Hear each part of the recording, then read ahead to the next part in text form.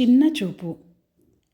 ఒక ఊరిలో రామయ్య అనే ధనవంతుడు ఉండేవాడు. అతనికి డబ్బు, హోదా చాలా ఎక్కువ.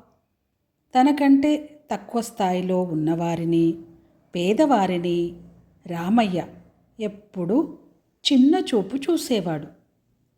ఒకరోజు ఊరిలో పండుగ సందర్భంగా అందరికీ అన్నదానం ఏర్పాటు చేశాడు. అదే సమయానికి ఆకలితో అలమటిస్తూ సోమయ్య అనే పేదవాడు అక్కడికి వచ్చాడు.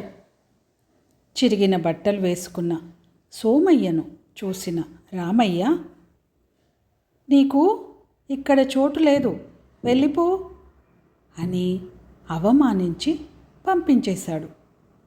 కానీ అదే రాత్రి రామయ్య ఇంటికి దొంగలు వచ్చారు.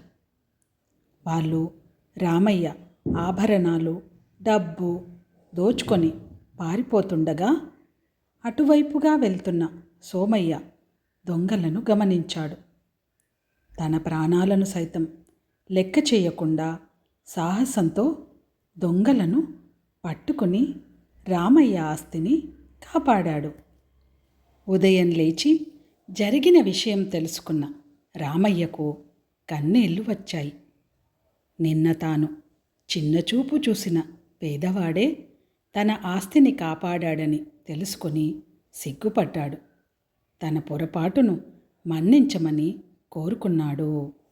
అందుకే ఎవరిని వారి స్థాయిని బట్టి చిన్నచూపు చూడకూడదు.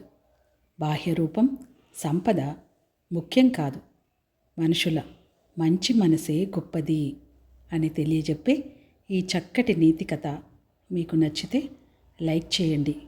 ధన్యవాదాలు.